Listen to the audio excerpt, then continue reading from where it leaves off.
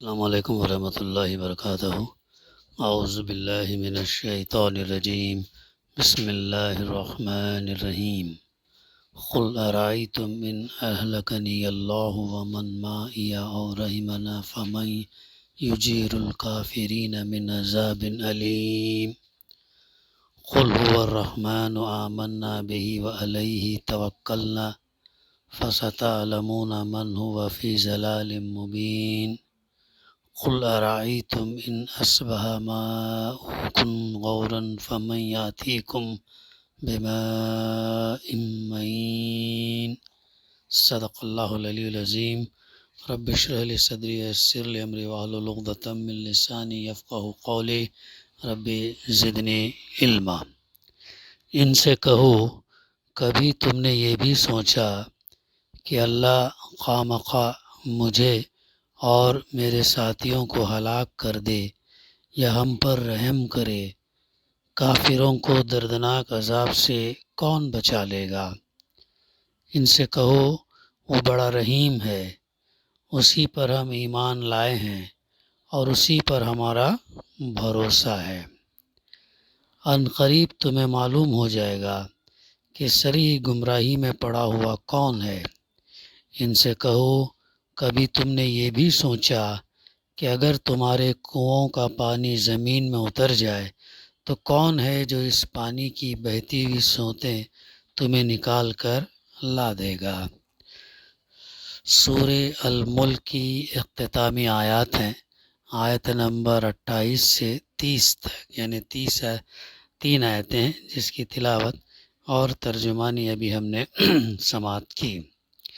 اس صورت کی تفسیر کا سلسلہ الحمدللہ جاری ہے، اور آج ہم نے اختتامی کلمات اس صورت کی تلاوت اور ترجمانی سماعت کیے۔ اب بلکہ اگر ہمیں دیکھیں، آیت نمبر 15 سے آخر سورہ تک انسان کو، صرف مسلمان نہیں بلکہ انسان کو غور فکر کی دعوت دیتے ہوئے اسے غفلت سے چونکانے کا سامان کیا گیا ہے۔ اگر انسان آنکھیں کھول کر اس کائنات کا مشاہدہ کرے گا تو قرآن مجید کے پیش کردہ حقائق کی صداقت اس پر روشن ہوگی اور وہ اپنے مقصد زندگی سے آشنا ہو جائے گا۔ اب ان آیات کے اندر جو بات بتائی جا رہی ہے کہ ان سے کہو، یعنی کہ کبھی تم نے یہ بھی سوچا کہ اللہ خواہ مجھے اور میرے ساتھیوں یہ ہلاک کر دے، یعنی اللہ اور اللہ کے رسول صلی اللہ علیہ وسلم اور آپ کے ساتھیوں کو ہلاک کر دے یا ہم پر رحم کرے، کافروں کو دردناک عذاب سے کون بچا لے گا؟ یعنی مکہ معظمہ میں تفسیر ہے، مکہ معظمہ میں جب اللہ کے رسول صلی اللہ علیہ وسلم کی دعوت کا آغاز ہوا اور قریش کے مختلف خاندانوں سے تعلق رکھنے والے افراد نے اسلام قبول کرنا شروع کر دیا تو گھر گھر اللہ کے رسول صلی اللہ علیہ وسلم اور آپ کے ساتھیوں کو بددعائیں دی جانے لگیں، جادو ٹونے کیے جانے لگے تاکہ آپ ہلاک ہو جائیں، حتیٰ کہ قتل کے منصوبے بھی سوچے جانے لگے۔ اس پر یہ فرمایا گیا کہ ان سے کہو، چاہے ہم ہلاک ہوں یا اللہ کے فضل سے ہم زندہ رہیں، اس سے تمہیں کیا حاصل ہوگا؟ اس سے تم کو کیا فائدہ ہوگا؟ تو اس پر یہ فرمایا گیا کہ ان سے کہو تو تم اپنی فکر کرو، اللہ کے عذاب سے تم کیسے بچو گے؟ ہمارے ہلاک ہونے سے تم جو گناہ کیے، تم جو غلطیاں کیے، تم جو جھٹلایا، تم نے جو سرکشی کی، اس کے عذاب سے تم کیسے بچ سکو گے؟ یہ ہے وہ بات جو یہاں پر کہی جا رہی۔ پھر آگے فرمایا جا رہا، ان سے کہو وہ بڑا رحیم ہے، یعنی اللہ سبحانہ وتعالیٰ بڑا رحیم ہے، اسی پر ہم ایمان لائے ہیں اور اسی پر ہمارا بھروسہ ہے، اسی پر ہمارا بھروسہ ہے۔ یعنی اس صورت میں رحمان کا لفظ کئی بار آیا ہے جو اس بات کی طرف متوجہ کرتا ہے کہ اس کے آثار رحمت کو دیکھو جو ہر طرف پھیلے ہوئے ہیں، اور اس پر ایمان لا کر اس کی رحمت کے مستحق جو ہے بن جاؤ۔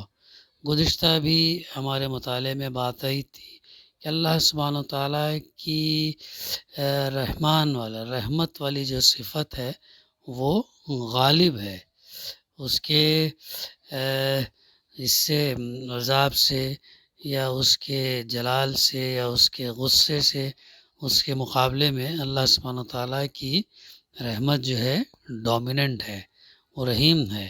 ہر لمحے انسانوں کے اوپر، بلکہ پوری کائنات اس دنیا کے اوپر ہر لمحے اللہ سبحانہ و تعالیٰ کی نعمتیں جو ہے برستی رہتی ہیں، اس کی رحمتیں برستی رہتی ہیں۔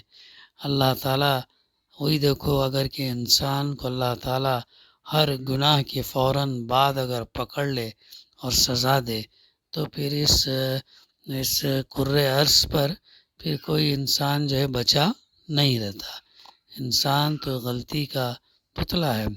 اللہ تعالیٰ کتنا رحمان اور رحیم ہے کہ وہ معاف کرتا چلا جاتا ہے، وہ ڈھیل دیتا چلا جاتا ہے، لیکن ان کی گرفت کب ہوگی؟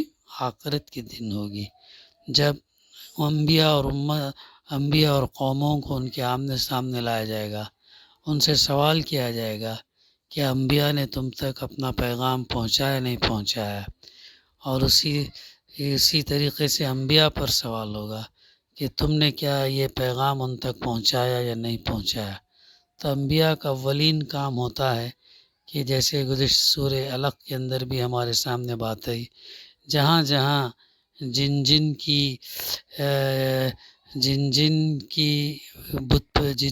کو معبود بنا کر ان کی بت پرستی کی جا رہی، ان تمام کو ہٹا کر تمام انسانیت کو ایک اللہ وحدہ لا شریک کے انڈر میں لانا ان کا اولین کام ہوتا ہے، پہلا کام یہ ہوتا ہے۔ اسی لیے ہمارے سامنے بات آئی تھی نا کہ اس اسلام میں اللہ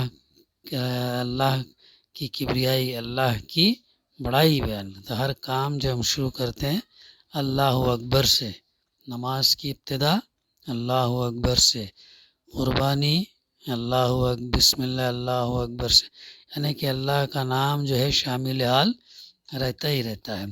تو اس صورت میں بار بار اللہ خدا رحمان کا لفظ آیا ہے، نام آیا ہے، تو یہ ہمیں متوجہ کرتا ہے کہ اس کے آثار رحمت کو دیکھو جو ہر طرف پھیلے ہوئے ہیں، اور اس پر ایمان لا کر اس کی رحمت کے مستحق بن جاؤ، اس پر ایمان لا کر رحمت کے مستحق بن جاؤ۔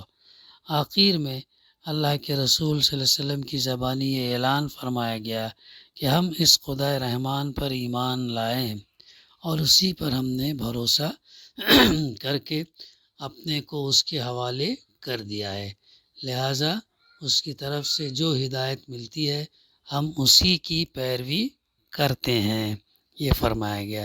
یہ ہے وہ تعلیم جو امت کو اللہ کے رسول صلی اللہ علیہ وسلم نے دی کہ جو تدبیر، اسباب، تمام چیزیں اختیار کرو، لیکن تمہارا توکل، تمہارا بھروسہ جو ہے اللہ پر ہو۔ کوئی کام اللہ کے اذن کے بغیر نہیں ہوتا، پوری کوشش کرو، پوری محنت کرو، پورا اپنے آپ کو اس میں لگا ڈالو، لیکن بھروسہ، توکل، امید اللہ سے، کسی اور سے نہیں۔ یہ ہے وہ تعلیم ہم کو دی جا رہی ہے اور اسی پر ہمارا بھروسہ ہے۔ عنقریب تمہیں معلوم ہو جائے گا، عنقریب یعنی جلد تم کو معلوم ہو جائے گا، موت کے وقت بھی جیسے انسان کو معلوم پڑ جاتا ہے کہ اس کا ٹھکانہ کہاں ہے، وہ اس میں جا رہے ہیں، وہ جانے والا ہے، جہنم میں جانے والا ہے یا جنت میں جانے والا ہے، معلوم پڑ جاتا ہے۔ یہ بھی ہو سکتا، اور قیامت بھی کوئی دور نہیں ہے، کیونکہ اللہ کے رسول صلی اللہ علیہ وسلم نے ایک حدیث میں فرمایا کہ اسرافیل علیہ السلام سور پھونکنے کے لیے بالکل تیار بیٹھے ہیں، سیٹی وہ سور جو ہے منہ کو لگائے ہوئے ہیں اور کان اللہ کی طرف لگائے ہوئے ہیں، اشارے کے منتظر ہیں۔ تو دونوں صورتوں میں جلد، دیر نہیں بلکہ جلد تم کو معلوم ہو جائے گا کہ اصل گمراہی میں پڑا ہوا کون ہے۔ یہاں پر ایمان والوں کے لیے بھی ایک اس میں ہمت افزا والی بات ہے کہ وہ جو ہے صبر بھی کریں، ایمان پر قائم رہتے ہوئے جو مصائب جو چیزیں وہ آتی ہیں اس کے اوپر جو ہے اللہ کی خاطر آخرت کے اجر کے لیے جو ہے وہ صبر کریں، برداشت کریں، اور اللہ سے ہر حال میں جو ہے اچھی امید رکھیں۔ پھر آگے فرمایا جا رہا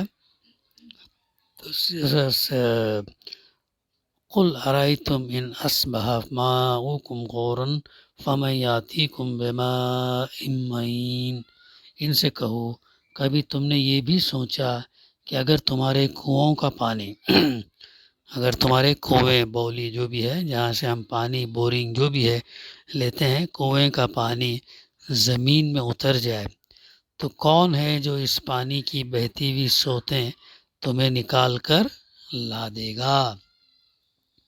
یہ بڑی اہم آیت ہے، سورہ کی آخری آیت ہے۔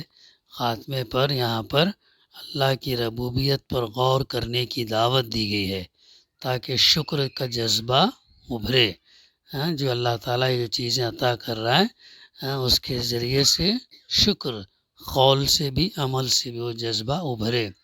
فرمایا پانی کی یہ جاری چشمے جو تمہارے لیے عظیم نعمت اور تمہاری زندگی کے لیے نہایت ضروری ہیں، اگر خشک ہو جائے اور ان کا پانی زمین میں اتنا گہرا اتر جائے کہ تم اس کو حاصل نہ کر سکو تو کون ہے جو تمہارے لیے پانی کے چشمے جاری کر دے گا۔ بڑا خطرناک سوال ہے، زبردست سوال ہے، اور انسان تقریباً ہر سال جو ہے مشاہدہ کرتا ہے۔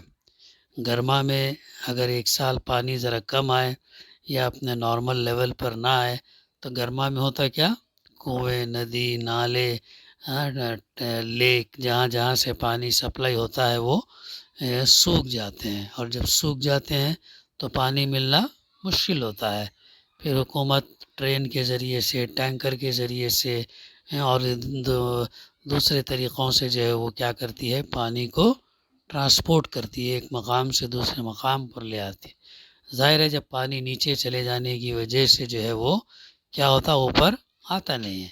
ہم نے بھی اس کا مشاہدہ کیا، گزشتہ سال پہلے جو ہے جب سوکھا جب پڑا تو پانی کے جو سوتیں نیچے اتر گئیں، بورنگ میں کنوؤں میں پانی ختم ہو گیا، سوکھ گئیں۔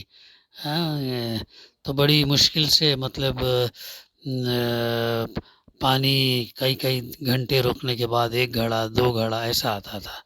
اس وقت کیا تھا انسان کا حال، اللہ سے دعائیں کرتے تھے، توبہ استغفار کرتے تھے، اللہ سے وہ دعا مانگتے تھے، اور اگر برسات بھی لیٹ ہو جائے تو پھر نماز استثناء کے جسے کہتے ہیں، نماز بارش کے لیے جو نماز پڑھی جاتی ہے وہ پڑھی جاتی، توبہ استغفار یہ تمام چیزیں۔